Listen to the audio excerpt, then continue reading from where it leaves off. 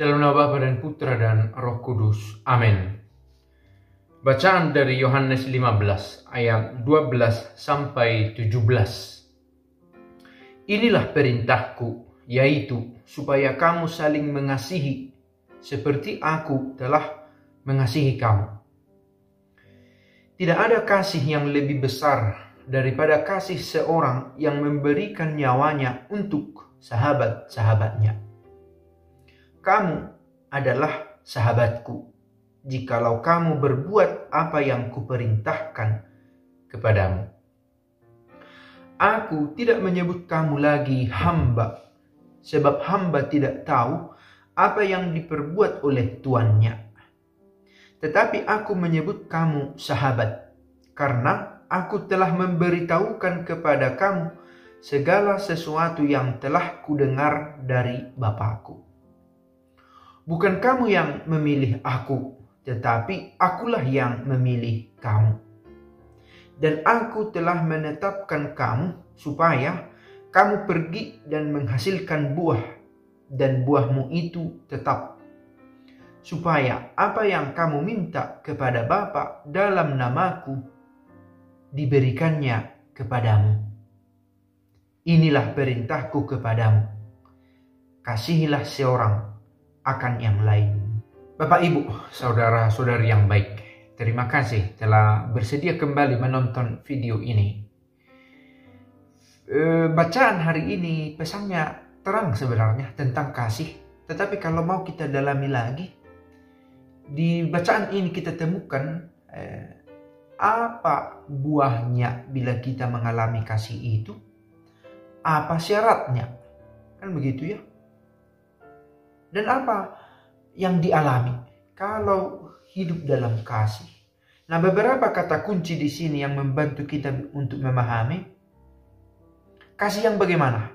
Tidak ada kasih yang lebih besar daripada kasih seorang yang memberi nyawa. Begitu kata Yesus untuk sahabat-sahabatnya. Nah, bacaan ini diawali dengan kata inilah perintahku. Dari Yesus ajaran ini, bukan dari para pewarta yang datang kemudian, bukan dari para penafsir, tetapi perintah ini ditempatkan di mulut Yesus. Maka kita pahami ini sebagai perintah Yesus sendiri. Kitab suci mengajarkan begitu. Supaya kamu saling mengasihi. Hidup dimanapun berada, saling mengasihi. Nah, kasih yang bagaimana? Tidak ada kasih yang lebih besar daripada kasih seorang sahabat yang memberi, yang mau memberi. Bahkan nyawa diberi untuk sahabat. Kita tahu tadi, ini perintah dari Yesus dan ia mati di kayu salib untuk mengungkapkan kasihnya juga pada kebenaran, pada orang-orang yang ingin ia selamatkan. Ia sendiri mempraktekkan. Karena itu, perintah ini benar-benar perintah yang menggerakkan. Kalau ada orang mengatakan, hei, kalian saling mengasihi, tapi dia tidak mempraktekkannya, bisa jadi orang berkata, dia banyak bicara saja. Atau katakanlah orang tua, ya, kalian itu jangan main HP, katanya kepada anak. Tetapi anak melihat bahwa orang tuanya main HP, perintah ini bisa lemah. Bapak saja main HP. Kalian rajin ke gereja, tetapi orang tua tidak rajin ke gereja. Bisa melemahkan nasihat yang baik itu. Nasihat itu baik. Dan bahwa orang tua menasihati anaknya itu baik. Tetapi kebaikan ini tidak memiliki kekuatan untuk diikuti bila tidak disertai oleh integritas, teladan hidup. Begitu juga tantangan yang dimiliki oleh katakanlah seorang pastor, suster dalam pewartaan atau para pemuka jemaat yang lain. Tetapi di sini Yesus berkata, kasihilah. Tidak ada kasih yang lebih besar daripada kasih sahabat yang memberi nyawa kepada sahabatnya. Berkekuatan karena dia sendiri mempraktekkan itu. Nah, karena dia yang mengatakan ini, maka kita dengar juga apa yang dia katakan tentang kasih. Aku tidak menyebut kamu lagi hamba. Tidak ada hubungan hamba dan tuan. yang membuat kita seperti budak, tidak punya hak untuk berbicara, selalu dirundung oleh rasa takut. Bukan semacam itu hubungan yang Yesus tawarkan. Sebab hamba tidak tahu apa yang diperbuat tuannya. Tetapi aku menyebut kamu sahabat. Sahabat. Pada level itu, bukan hamba. Hamba itu tidak memiliki kemerdekaan, dalam arti bukan dia sendiri yang menentukan nasibnya. Bukan dia sendiri yang menentukan, yang memilih kebahagiaannya. Dia tidak punya kebebasan untuk, atau kebebasannya dibatasi oleh orang lain. Begitu. Hamba. Sekurang-kurangnya dalam bacaan ini kita tahu hamba tidak tahu, dibatasi pengetahuannya oleh si Tuhan. Tetapi aku menyebut kamu sahabat, karena aku telah memberitahukan kepada kamu. Karena aku, Yesus yang memberikan ruang kepada kita menjadi sahabatnya. Nah, hubungan semacam ini, yang dekat semacam ini, khas dalam kekristenan boleh dikatakan. Yang memerdekakan, ya. Kasih yang memerdekakanlah ini, yang membuat kita menemukan jati diri kita sebagai ciptaan Allah. Dan kita menyadari, oh saya pada level sahabat. Begitu, ya. Dengan mengimani Kristus yang menunjukkan kasih itu. Bukan kamu yang memilih aku, tetapi akulah yang memilih kamu. Anugerah, sebuah rahmat, menjadi sahabat Yesus. Yesus menghendaki kita sebagai sahabatnya. Hanya saja perlu dicatat, kamu adalah sahabatku jikalau kamu berbuat apa yang kuperintahkan padamu. Nah, ini syarat yang ditawarkan. Jika kamu berbuat apa yang kuperintahkan kepadamu. Apa rupanya perintahnya? Inilah perintahku kepadamu. Kasihilah seorang kepada yang lain, akan yang lain. Maka sebenarnya lingkaran kebaikan yang Yesus tawarkan.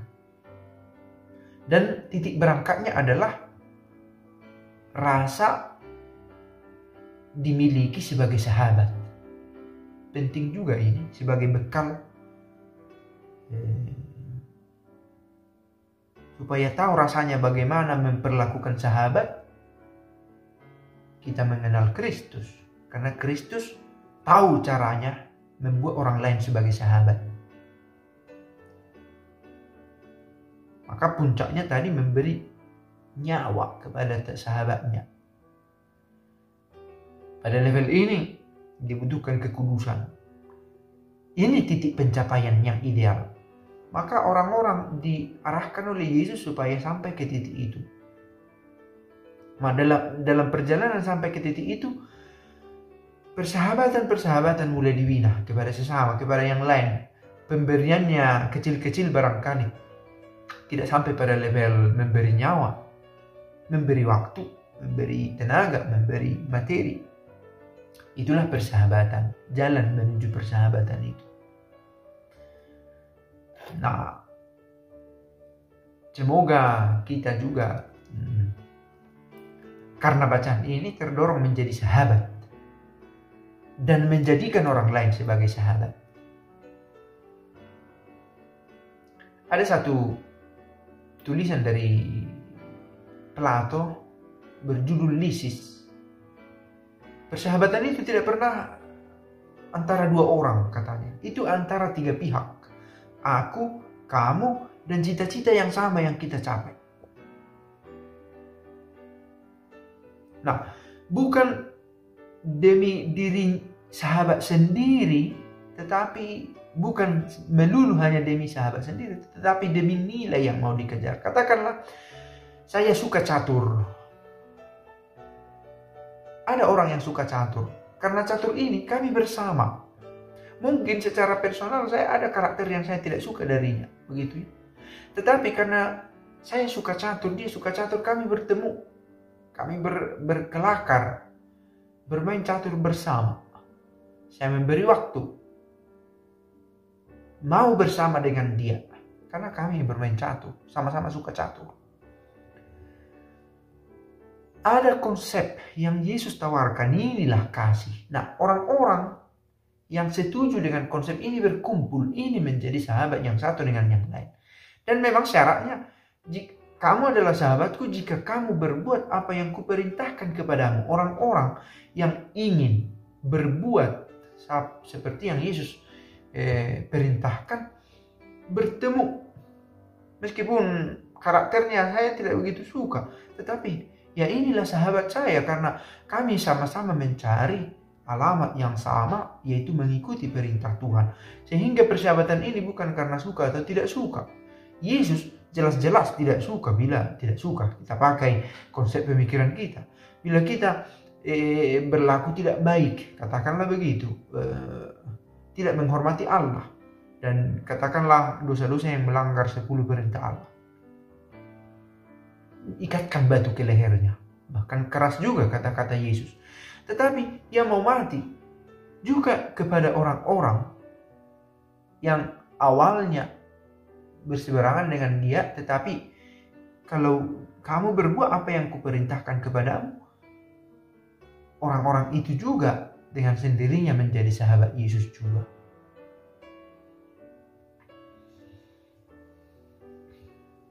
Bacaan ini mengantar kita pada keyakinan bahwa memang persahabatan itu kita dapat rasakan bila pertama-tama kita mencari Allah, mencari Yesus sebagai inspirasi dari persahabatan kita.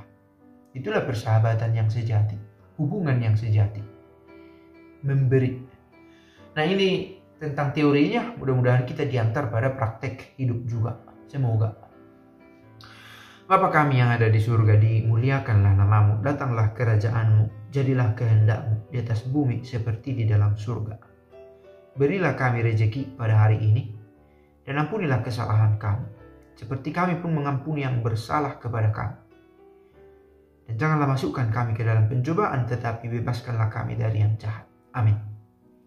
Dalam nama Bapa dan Putra dan Roh Kudus. Amin.